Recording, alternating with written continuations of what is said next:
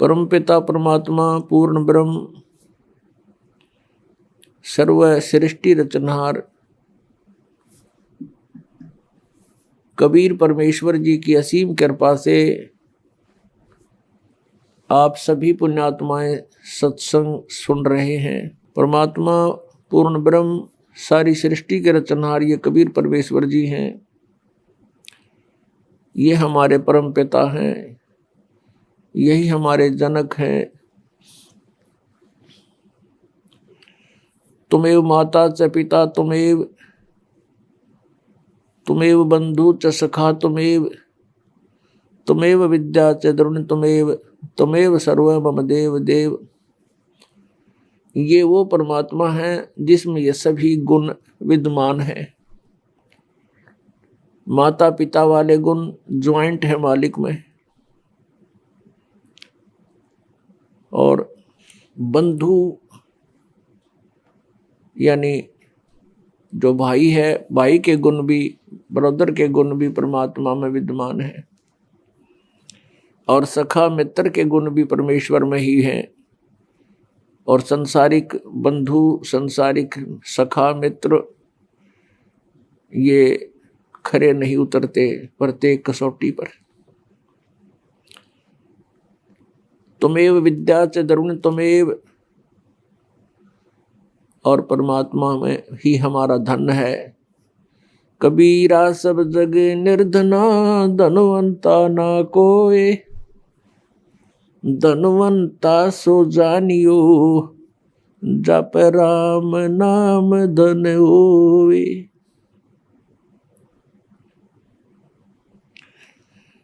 और परमात्मा भी ही हमारी विद्या है, अर्थात तत्व ज्ञान ही हमारा वास्तविक शिक्षा है, विद्या है, ज्ञान है। ये आध्यात्मिक विद्या हमारे पास नहीं है तो संसारिक विद्या केवल रोजी रोटी पेट के निर्वाह के लिए ही होता है, ये पर्याप्त नहीं है। तुमेव सर्व मम देव देव, हे सब प्रभुओं के भी प्रभु, सब देवों के देव, भगवानों के भगवान यानी सुप्रीम पावर, हे सर्वशक्तिमान, सबके मालिक, आप ही हमारे सर्वस्व हो, सब कुछ हो। पुण्यात्माओं, जिस समय आप जी को अध्यात्म ज्ञान हो जाएगा उस समय आप समझ पाओगे सचमुच एक परमात्मा को छोड़ के इस संसार में अपना कुछ भी नहीं है। परमात्मा स्वयं आकर के ये तत्व ज्ञान सतलोक से आकर के हमें बताते हैं, काया तेरी है नहीं ये माया कहाँ से होवे, चरण कमल में ध्यान रखो इन दोनों को खोए। नंगा आया जगत में नंगा ही तू जावे, बीच में ख्वाबी ख्याल है ये मन माया भरमावे।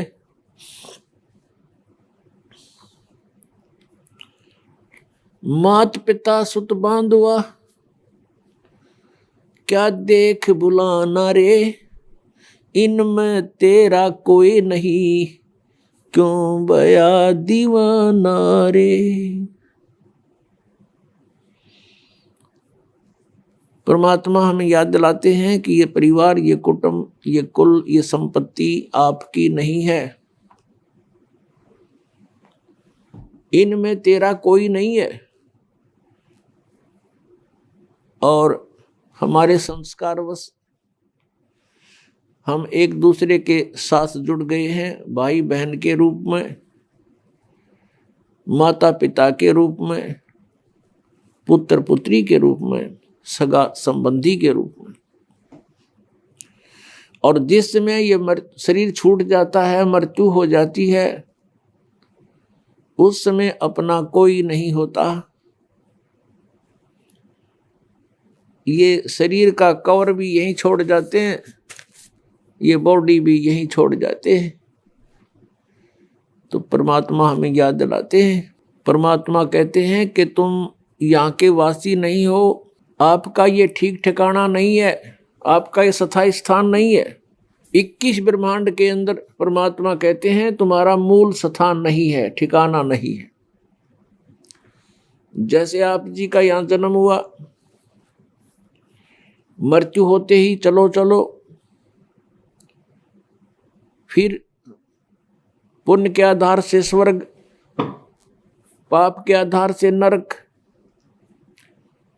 जब स्वर्ग का समय पूरा होता है तो वहां से भी मृत्यु, चलो नरक में डालो, नरक का समय पूरा होते ही चलो, फिर गधा बन गया आके पृथ्वी पर, गधे का समय पूरा होते ही फिर कहेगा चलो मृत्यु होगी, फिर कुत्ते की योनि में, फिर मृत्यु होती है कुत्ते की, फिर वहां से चलो, फिर कभी 84 लाख योनियों में कष्ट उठाकर फिर मनुष्य शरीर प्राप्त होता है। तो फिर यही क्रियाएं, और सत भक्ति ना करी तो मृत्यु होते ही फिर चलो।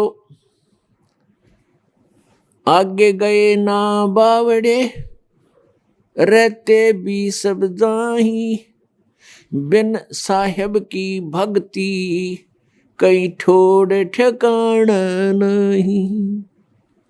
कहीं ठोर ठिकाना नहीं परमेश्वर कबीर जी की भक्ति के बिना। और सतलोक में जाने के बाद फिर पूर्ण रूप से स्थायी स्थान मिल जाएगा। वहां जाने के बाद प्राणी का फिर जन्म और मृत्यु नहीं होता। जन्म और मृत्यु जब समाप्त हो जाएगी तभी हम परम शांति को और सनातन परम धाम को प्राप्त हो सकेंगे। दूसरे शब्दों में ये कहें कि जब हम सनातन परम धाम को प्राप्त हो जाएंगे तो फिर हमारी ये चलो चलो समाप्त हो जाएगी। श्रीमद् भगवत गीता अध्याय 15 के श्लोक नंबर 1 से 4 में एक बहुत ही निर्णायक ज्ञान दिया है। उसमें कहा है कि उल्टा लटका हुआ ये संसार रूपी वृक्ष है अर्जुन, ऊपर को जो इसकी जड़ है वो तो ऊपर को है और नीचे को तीनों गुण रूपी शाखा है। ऊपर को जो मूल है, जड़ है इस संसार रूपी वृक्ष की, वो तो समझो परम अक्षर ब्रह्म है, परम दिव्य पुरुष गीता ज्ञानदाता से कोई अन्य है। और नीचे को तीनों गुण रूपी शाखा है। और जो संत इस उल्टे लटके हुए संसार रूपी वृक्ष के सभी विभाग भिन्न भिन्न बताता है कि तना कौन प्रभु है, डार कौन प्रभु है और शाखा कौन देव हैं और पत्ते क्या है। स वेदवित, वह वेद के तात्पर्य को जानने वाला है, अर्थात वो तत्वदर्शी संत है। श्रीमद् भगवत गीता अध्याय नंबर 4 के श्लोक नंबर 32 में जो जानकारी दी गई है कि धार्मिक अनुष्ठानों की जानकारी, यज्ञों की, यज्ञमीन धार्मिक अनुष्ठान की जानकारी, क्रियाओं की जानकारी विस्तार के साथ सच्चिदानंद घन ब्रह्म की वाणी में, ब्रह्म ने मुखे सच्चिदानंद घन ब्रह्म की वाणी में विस्तार के साथ कही है। और उनको जानने के पश्चात तो सर्वकर्म बंधन से मुक्त हो जाएगा। वो तत्व ज्ञान है। गीता जी अध्याय नंबर 4 के श्लोक नंबर 34 में कहा कि उस तत्व ज्ञान को तू तत्वदर्शी संतों के पास जाकर समझ। उनको दंडवत प्रणाम करने से, कपट छोड़कर उनसे विनय करने से वो तत्वदर्शी संत तुझे परमात्म तत्व का ज्ञान कराएंगे। तो यहाँ गीता जी अध्याय नंबर 15 के श्लोक नंबर 1 में तत्वदर्शी संत की पहचान बताई है कि ऊपर को जड़ वाला, नीचे को तीनों गुण रूपी शाखा वाला ये तत्व, ये संसार रूपी वृक्ष है।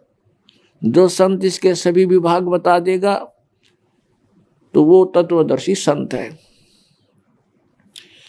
परमेश्वर स्वयं आते हैं अपने सतलोक से चलकर, वे हमें ज्ञान देते हैं, यथार्थ जानकारी वही बताते हैं, तत्व ज्ञान का को भी वही समझाते हैं। परमेश्वर ने सच्चिदानंद घन ब्रह्म की वाणी में अर्थात अपने उस तत्व ज्ञान में सूक्ष्म वेद में 600 वर्ष पहले कबीर वाणी में कहा है, अक्षर पुरुष एक पेड़ है, निरंजन वा की डार और तीनों देवा शाखा हैं, ये पात रूप संसार है। परमेश्वर ने 600 वर्ष पहले आके बताया है कि ऊपर को जो जड़ है वो तो मूल मालिक है, वो स्वयं परमेश्वर है। उससे बाहर जो तना दिखाई देता, पृथ्वी से बाहर जो तुरंत जो भाग जो हिस्सा पेड़ का दिखाई देता है उसको तना कहते हैं। अक्षर पुरुष तो समझो तना है, और उस तने के ऊपर एक मोटी डार होती है, उनमें से एक मोटी डार उसको अक्षर पुरुष जानो, ज्योत निरंजन। और उस डार के फिर 3 शाखाएं हैं, रजगुण ब्रह्मा, सतगुण विष्णु, तमगुण शिव जी। और उन शाखाओं के आगे फिर पत्ते जो हैं वो संसार समझो।